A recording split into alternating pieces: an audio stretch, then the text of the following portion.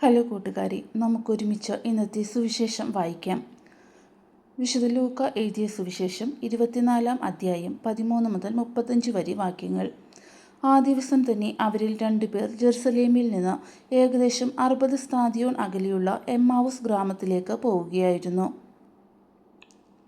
ഈ സംഭവങ്ങളെക്കുറിച്ചെല്ലാം അവർ സംസാരിച്ചു കൊണ്ടിരുന്നു.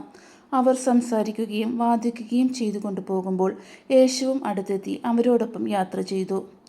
എന്നാൽ അവനെ തിരിച്ചറിയാൻ കഴിയാത്ത വിധം അവരുടെ കണ്ണുകൾ മൂടപ്പെട്ടിരുന്നു. അവൻ അവരോട് ചോദിച്ചു, എന്തിനെക്കുറിച്ചാണ് നിങ്ങൾ സംസാരിക്കുന്നത്? അവർ മ്ലാനവദനായി നിന്നു. അവരിൽ ക്ലെയോപ്പാസ് എന്നു പേരായവൻ അവനോട് ചോദിച്ചു, ഈ ദിവസങ്ങളിൽ ജെറുസലേമിൽ നടന്ന സംഭവമൊന്നും അറിയാത്ത അപരിചിതനാണോ നീ? അവൻ ചോദിച്ചു, ഏതു കാര്യങ്ങൾ? അവർ പറഞ്ഞു, നസ്രായനായ യേശുവിനെക്കുറിച്ച് തന്നെ. അവൻ ദൈവത്തിൻ്റെയും മനുഷ്യരുടെയും മുമ്പിൽ വാക്കിലും പ്രവൃത്തിയിലും ശക്തനായ പ്രവാചകനായിരുന്നു. ഞങ്ങളുടെ പുരോഹിത പ്രമുഖന്മാരും നേതാക്കളും അവനെ മരണവിധിക്ക് ഏൽപ്പിച്ചു കൊടുക്കുകയും ക്രൂശിക്കുകയും ചെയ്തു. ഇസ്രായേലിനെ മോചിപ്പിക്കാനുള്ളവൻ ഇവനാണ് എന്ന് ഞങ്ങൾ പ്രതീക്ഷിച്ചിരുന്നു. ഇതൊക്കെ സംഭവിച്ചിട്ട് ഇത് 3-ാം ദിവസമാണ്. ഞങ്ങളുടെ കൂട്ടത്തിലുള്ള ചില സ്ത്രീകൾ ഞങ്ങളെ വിസ്മയിപ്പിച്ചു. ഇന്ന് രാവിലെ അവർ കല്ലറയെങ്കിൽ പോയിരുന്നു. അവൻ്റെ ശരീരം അവർ അവിടെ കണ്ടില്ല. അവർ തിരിച്ചു വന്ന് തങ്ങൾക്ക് ദൂതന്മാരുടെ ദർശനമുണ്ടായെന്നും അവൻ ജീവിച്ചിരിക്കുന്നുവെന്ന് അറിയിച്ചുവെന്നും പറഞ്ഞു. ഞങ്ങളുടെ കൂടെ ഉണ്ടായിരുന്നവരിൽ ചിലരും കല്ലറയിലേക്ക് പോയി. സ്ത്രീകൾ പറഞ്ഞതുപോലെ തന്നെ കണ്ടു. എന്നാൽ അവനെ മാത്രം അവർ കണ്ടില്ല.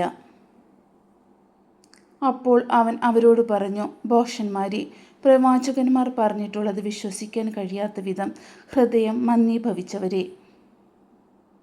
ക്രിസ്തു ഇതെല്ലാം സഹിച്ച് മഹത്വത്തിലേക്ക് പ്രവേശിക്കേണ്ടിയിരുന്നില്ലേ?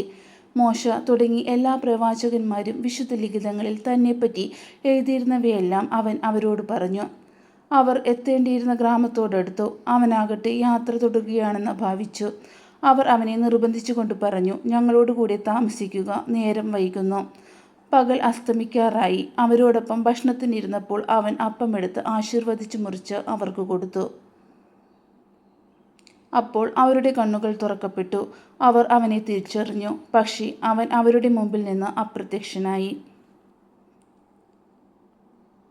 അവർ പരസ്പരം പറഞ്ഞു, വഴിയിൽ വെച്ച് അവൻ വിശുദ്ധ ലിഖിതം വിശദീകരിച്ചുകൊണ്ട് നമ്മോട് സംസാരിച്ചപ്പോൾ നമ്മുടെ ഹൃദയം ജ്വലിച്ചിരുന്നില്ലേ?